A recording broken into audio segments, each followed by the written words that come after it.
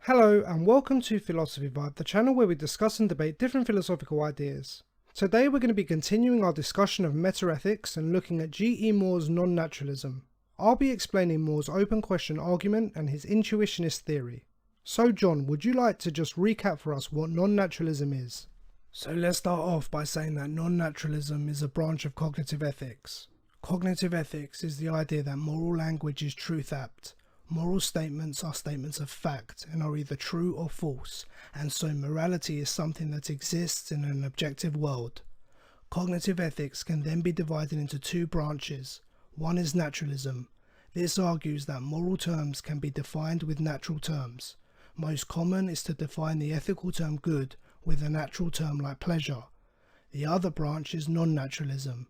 This claims the opposite, that ethical terms cannot be reduced to natural terms, and we cannot find moral truths in natural properties. Exactly.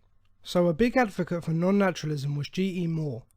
Moore argued that we cannot define moral terms using natural terms, and when one does try to do so, they are committing a naturalistic fallacy. Moore's reasoning for this was based upon David Hume's is-ought problem, the idea that people reach moral conclusions about what ought to be based on what is and what they empirically understand. I see.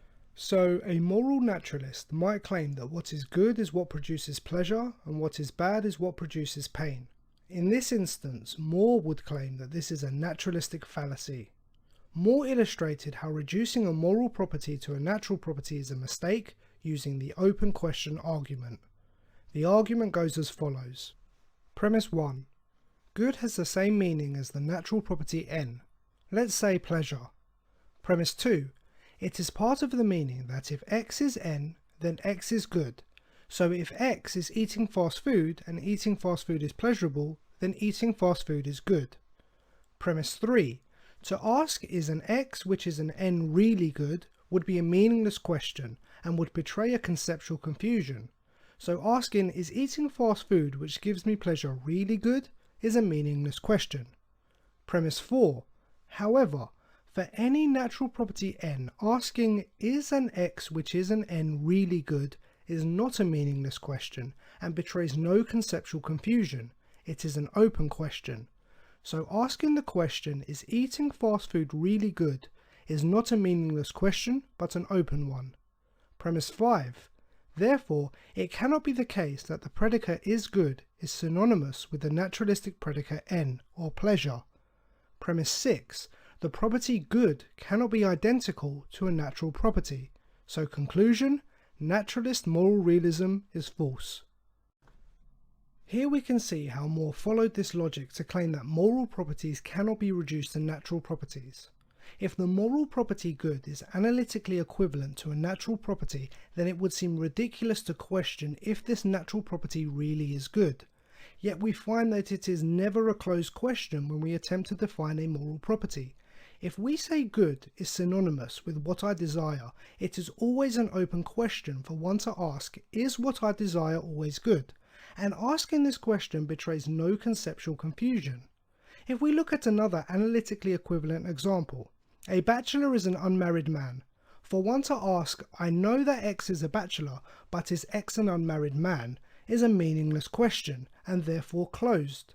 Moore's open question argument shows how problematic moral naturalism can be, and also shows how a moral property cannot be reduced to a natural property and the complications that arise when one attempts to do so.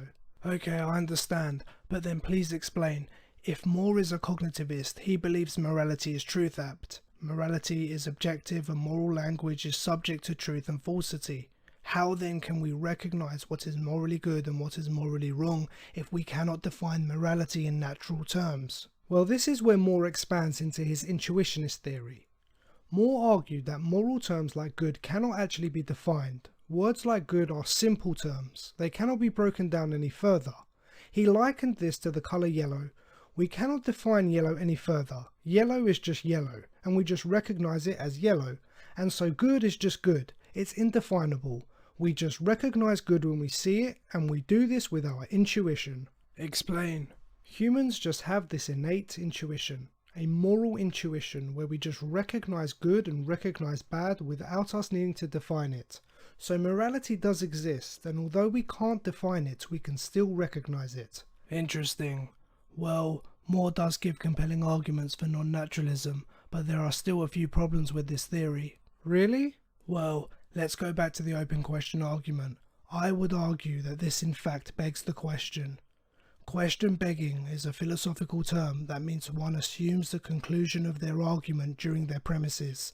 If we look at the logic of the open question argument, Moore includes a premise within his logic which directly claims the conclusion is true. When? If we look at the steps taken above, premise 4 immediately claims that asking is an X which is an N really good is an open question. This is an assumption. Moore has not proven this is an open question, but has just stated it's an open question. This is a very big problem for Moore, as he should only appeal to premise 4 once he has established that it is in fact an open question. In essence, Moore used the open question argument, which assumes all natural properties cannot be analytically equivalent to moral properties, to prove that natural properties cannot be reduced to moral properties. This is a categorical mistake, and as such we cannot see the open question argument working, as it's shown its logic to be question begging, and more importantly, the open question argument has not shown non-naturalism to be correct, and has not shown naturalism to be incorrect, but has merely assumed it is. I see. If we move on, we see even more problems with his intuitionist theory. If Moore claims that people have this innate moral intuition which enables us to recognize good, then why do we have moral disagreements? Why is there moral dilemmas? How can one person believe something to be good and another person believe the same thing to be bad?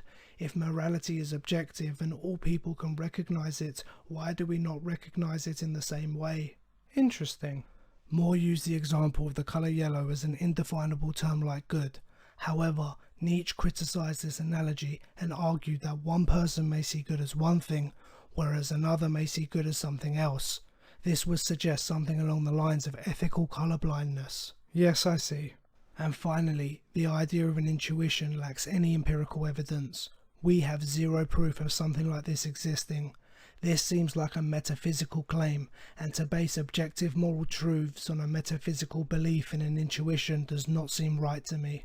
Interesting.